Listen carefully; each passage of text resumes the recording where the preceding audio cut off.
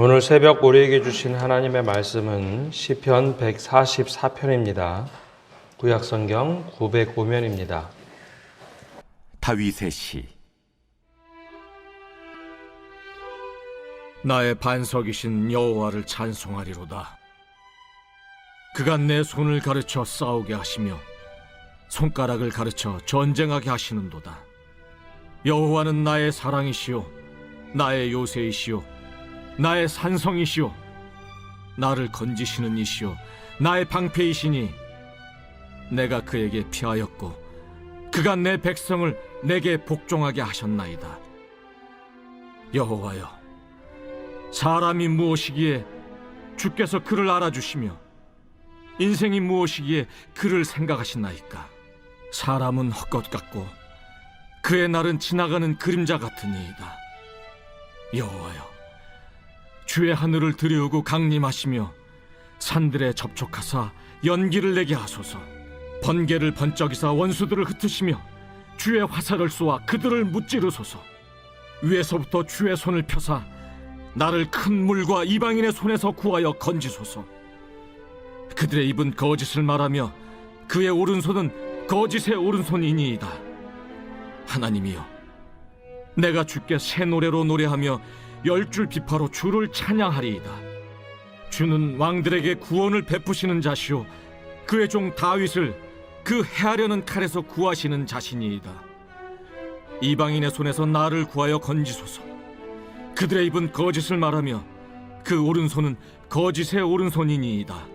우리 아들들은 어리다가 장성한 나무들과 같으며 우리 딸들은 궁전의 양식대로 아름답게 다듬은 모퉁이 돌들과 같으며 우리의 곳간에는 백곡이 가득하며 우리의 양은 들에서 천천과 만만으로 번성하며 우리 수소는 무겁게 실었으며 또 우리를 침노하는 일이나 우리가 나아가 막는 일이 없으며 우리 거리에는 슬피 부르짖음이 없을진데 이러한 백성은 복이 있나니 여호와를 자기 하나님으로 삼는 백성은 복이 있도다. 오늘 새벽에도 하나님의 은혜와 평강이 함께하기를 축복합니다.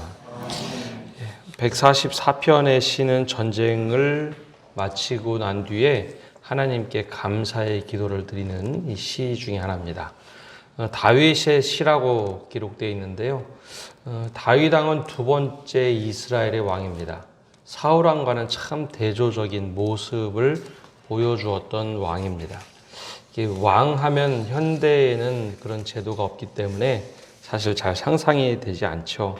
근데 이 처음에 기름 부음을 받았던 사울 왕과 다윗 왕은 비슷하면서도 큰 차이를 보입니다.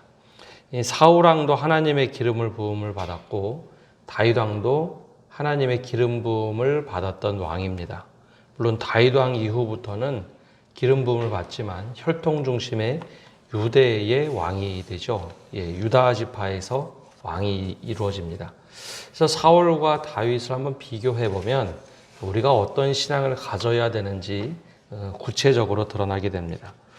모두 다 하나님을 신실하게 믿었습니다. 그리고 하나님의 기름 부음을 받을 때 사무엘을 통해서 기름 부음을 받게 되죠. 차이가 있다면 이런 차이가 처음부터 생겨납니다.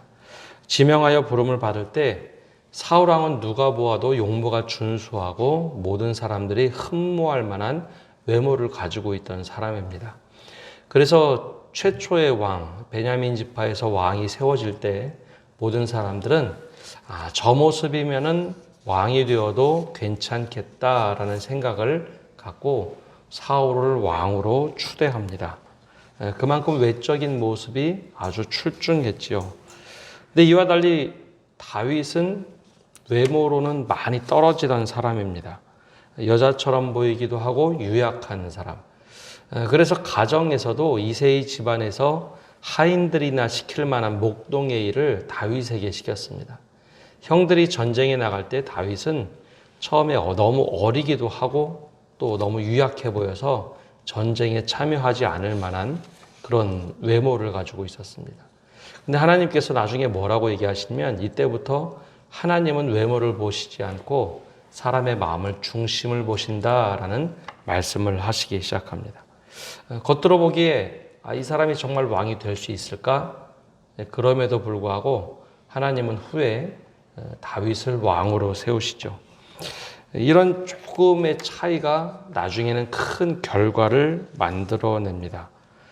체격적으로 분명히 한계를 가지고 있어서 왕으로 부족할 것 같은데 하나님을 정말 신뢰하는 다윗과 하나님을 신뢰하지만 하나님을 이용의 대상으로 생각한 사울의 차이는 점점 커집니다.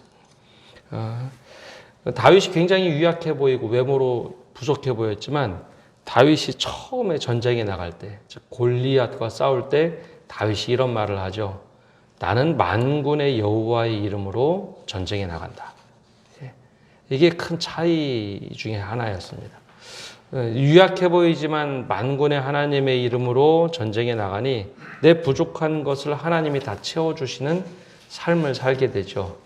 그러면서 아무것도 준비되어 있지 않은 다윗, 단지 물맷돌 몇 개를 가지고 사울 왕이 주는 투구도 너무 크고 갑옷도 너무 커서 제대로 입지도 못해서 벗어놓고 물맷돌을 가지고 전쟁에 임합니다. 근데 하나님의 이름을 가지고 참전하니 그것이 다였습니다. 하나님께서 일하심을 경험하게 되죠.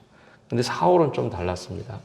이 전쟁을 해야 할 때 전쟁에서 가장 중요한 것은 내가 참전하는 전쟁이 중요했습니다. 다윗은 하나님께 묻고 전쟁에 참여하는 모습을 보여주었다면 사울 왕은 내가 직접 지휘도 지휘하고 내가 참전해서 내가 공과를 이루는 것, 그것이 가장 중요했습니다. 그래서 엄격하게 제한이 돼 있던 제사, 즉 사무엘이 와서 제사를 드리면 그 결과 하나님께서 원하시는 전쟁인가 아닌가 그 결과를 보고 나가야 했지만 지금 당장 내가 나가서 이길 만한 전쟁에 참여하겠다라고 판단했던 것이 사울 왕입니다. 그래서 사울 왕은 블레셋과의 전쟁에서 자기 스스로 판단을 하죠. 하나님께 제사를 드려야겠다. 그리고 나서 제사를 드리자마자 하나님 사무엘이 나타나 사무엘이 이야기합니다. 어떻게 하나님께 그렇게 큰 범죄를 저질렀습니까? 왜 죄악을 저질렀습니까? 예배하는 것 분명히 잘못된 건 아닌데요. 하나님께서 원치 않으시는 전쟁일 수도 있었고 하나님이 받으시기에 합당하지 않은 제사를 드렸죠. 그래서 하나님께서 처음으로 사울왕 선택하신 것을 후회하셨다라는 말을 합니다. 조금의 차이 같은데요. 결과적으로는 큰 결과를 낳게 됩니다. 똑같은 왕이었지만 사울왕은 참모진에 있어서는 굉장히 마이너스 인생이었습니다. 왕위에 올라가서 왕위를 지키기 위해서 그가 취한 방법은 사람들을 쳐내는 겁니다. 왕위에 도전이 되거나 왕을 따르지 못할 것 같은 사람들은 끊임없이 의심하고 쳐내기 시작합니다. 내 사람만 중요하게 여겼죠. 근데 다윗은 반대였습니다. 하나님께서 나를 왕으로 세우셨기 때문에 내가 하나님을 경외하는 모습을 보면서 나와 함께한 모든 사람들에게 위임을 하고 그 사람들을 통해서 일을 합니다. 그래서 나중에 다윗 왕과 함께했던 참모진, 사울 왕과 함께했던 참모진을 보면 사울 왕보다 몇 배가 많은 참모진을 데리고 왕위를 이어갑니다. 그러니까 나와 생각이 다르더라도 다윗은 계속해서 참모진으로 함께 두면서 내가 하나님을 경외하는 것처럼 사람들이 하나님을 경외할 수 있도록. 그래서 점차적으로 시간이 가면 갈수록 다윗 왕과 사울 왕의 그 큰 간격은 점점 크게 나타납니다. 그래서 오늘은 바로 이 가장 치열했던 전쟁을 마치고 나서 하나님께 과연 그러면 어떤 감사의 기도를 드렸는가, 그가 전쟁에 임했던 태도에 대해서 함께 말씀을 보려고 합니다. 다윗이 전쟁에 임했던 자세, 가장 중요한 것은 전쟁의 주관자는 하나님이시라는 고백입니다. 그래서 1절에 보면 1절과 2절에 그런 고백을 먼저 시작을 합니다. 나의 반석이신 여호와를 찬송하리로다. 그가 내 손을 가르쳐 싸우게 하시며 손가락을 가르쳐 전쟁하게 하시는도다. 여호와는 나의 사랑이시오 나의 요새이시오 나의 산성이시오 나를 건지시는 이시오 나의 방패이시니 내가 그에게 피하였고 그가 내 백성을 내게 복종하게 하셨나이다. 사실 전쟁에 참여하는 거 사람입니다. 군대를 진두지휘하는 것도 왕이면서 장수들이 하는 것이죠. 전략과 전술도 사람들이 짭니다. 다 사람이 하는 것 같은데 왜 전쟁의 주관자를 하나님이다라고 고백하며 이런 찬양을 했을까요? 전쟁의 기본 속성은 인간의 욕망에서 출발합니다. 사람들과의 다툼도 인간의 욕망에서 출발합니다. 그것을 잠재하는 것이 하나님의 영역이다라는 것이죠. 또한 고대 세계의 전쟁은 신과 신들의 전쟁입니다. 그런 사고방식, 그런 세계관이 있으니 다윗이 당연히 이 전쟁의 주권자는 하나님이라고 생각을 했습니다. 그래서 내가 손가락을 가르치는 것, 이 전쟁에서 전술과 전략을 지휘하는 모습입니다. 근데 이것이 내가 한 것이 아니라 하나님이 하셨다라는 고백입니다. 전쟁의 전술과 전략, 모든 것이 지혜가 필요하고 지식이 필요하죠. 하나님을 경외하는 것이 지식의 근본이고 지혜의 근본이다라는 것을 다윗은 늘 생각을 했습니다. 그래서 하나님께서 우리와 함께 하시면 이런 지혜도 주시고 지식을 주시고 내가 하나님을 경외하는 것처럼 모든 백성이 하나님을 경외하는 나를 따르도록 하셨다라는 것이 다윗의 고백입니다. 그래서 내가 너 정말 어려울 때 피할 곳이 있는 거예요. 내가 다 진두지휘해서 내가 든든하게 서 있는 것이 아니라 하나님이 나의 요새고 산성이시기에 내가 피할 곳이 있는 겁니다. 그래서 내가 두려움 없이 전쟁에 임할 수 있다. 이것이 바로 다윗의 고백입니다. 처음에 말씀드린 사울왕과 차이가 너무 크죠. 사울왕은 내가 직접 진두지휘하는 전쟁이 중요했습니다. 내가 이기는 전쟁, 내가 제일 중요하게 여겼기 때문에 하나님께서 처음에 사무엘이 백성들이 요구한다고 하여 왕을 세우려고 할 때 사무엘이 이런 말을 합니다. 하나님, 백성들이 이렇게 요구를 하는데 어떻게 해야 될까요? 그때 하나님이 이런 얘기를 하시죠. 하나님, 백성들이 왕을 요구하는 것이 아니라 나를 싫어하는구나 라고 하면서 백성들의 요구를 들어주어라. 그들의 왕을 스스로 삼되 하나님이 내가 주인인 것을 깨닫게 하여라. 근데 사울왕은 그것을 처음에 잃어버렸던 겁니다. 하나님이 주인 되시고 주권자 되신다는 것을 잃어버렸죠. 다윗은 그것을 반대로 찾아왔습니다. 그래서 다윗은 전쟁에 임할 때마다 늘 하나님께 묻고 기도하고 어떻게 해야 되겠습니까? 라고 고백하며 전쟁에 참여하죠. 이게 가장 큰 차이점이었습니다. 두 번째, 전쟁에 다윗이 이겼어도 다윗은 늘 겸손했습니다. 왜냐하면 전쟁의 주권자는 하나님이시지 내가 아니기 때문입니다. 여기 이방 나라들 혹은 다른 왕들과 큰 차이입니다. 전쟁에 이기면 개선 장군이 되어서 내 마음대로 하는 더 강력한 힘을 가지려고 했지만 다윗은 오히려 하나님께서 나로 하여금 전쟁에 이기게 하셨다. 이 부족한 나에게 하나님께서 은혜를 주셨다라는 고백을 합니다. 그게 3절과 4절입니다. 시편 8편에도 이런 비슷한 내용들이 나오는데요. 여호와여 사람이 무엇이기에 주께서 그를 알아주시며 인생이 무엇이기에 그를 생각하시나이까. 사람은 헛것 같고 그의 날은 지나가는 그림자 같으니이다. 전쟁에서 승리한 사람들이 사실 이런 말 하기 쉽지 않습니다. 전쟁에서 승리하면 현대전도 마찬가지인데요. 전쟁에서 승리하면 엄청난 개선 환영식을 합니다. 이겼다 이거죠. 그래서 영웅으로 추대해주고 그가 하는 모든 말은 완벽하게 선한 것처럼 막 추켜 세워줍니다. 근데 다윗은요 그런 말을 하지 않습니다. 내가 누구에게 하나님께서 나를 생각해 주시며 나를 기억해 주십니까? 정말 내 인생이 헛것 같고 내 인생이 잠깐 있다가 사라지는 그림자 같은데 나를 이렇게 생각해 주셔서 감사합니다라는 고백을 합니다. 하나님이 주인이시다라는 고백을 하고 있죠. 그래서 이 다윗의 기도가 우리에게 큰 도전이 되는 겁니다. 내가 어떤 일을 해도 하나님이 주인이 되시면 하나님 감사합니다라는 고백이 먼저 나오지 이렇게 해주셔서 감사합니다가 사실은 아닙니다. 내가 이렇게 부족함에도 불구하고 나를 이렇게 생각해 주셔서 감사합니다. 이것이 바로 다윗이 드리는 고백입니다. 나의 주권자가 되신다라는 것이죠. 그러면 이방인들에 대해서는 어떻게 기도를 했을까요? 5절에서 8절까지 기도를 하는데 이방을 하나님께서 제어해 주십시오. 근데 유독히 8절이 아주 인상 깊은 고백입니다.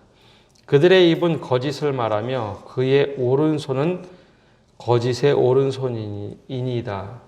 이방 백성들이 이제 선언을 할 때 오른손을 이렇게 들고 선언을 하거나 했습니다. 근데 저런 것이 다 거짓이라는 것이죠.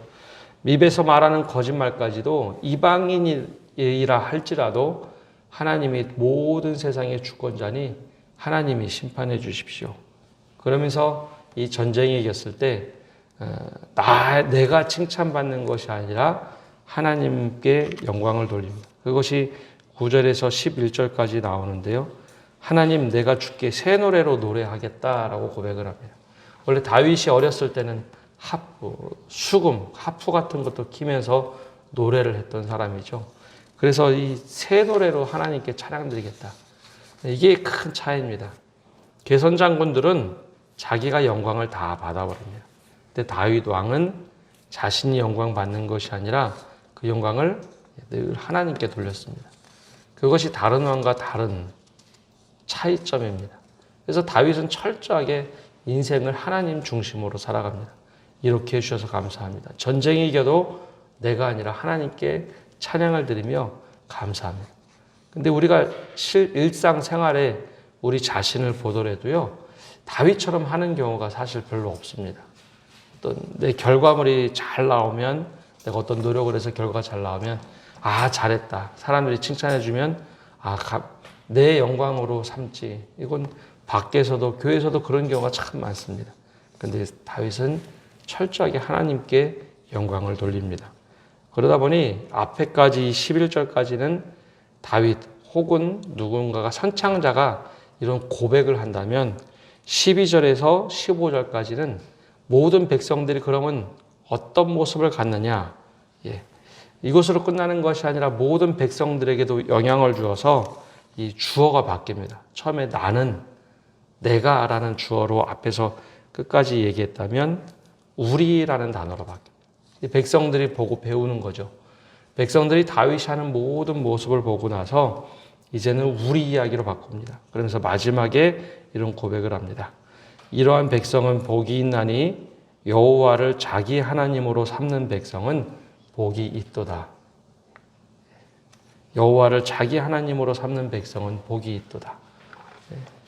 이스라엘 백성들이 원래 하나님을 주인으로 섬기며 살았는데 왜 이 말을 다시 할까요? 잃어버리지 말라는 겁니다. 우리에게는 여호와를 자기 하나님으로 삼는 백성은 복이 있도다. 이건 우리들에게는 큰 축복입니다. 즉 한 사람이 정말 깊이 헌신하니 그 모습을 따라서 모든 백성도 하나님을 주인으로 삼아서 살아가는 백성이 되더라라는 겁니다. 아까 처음에 말씀드린 대로 사울왕은 좀 달랐습니다.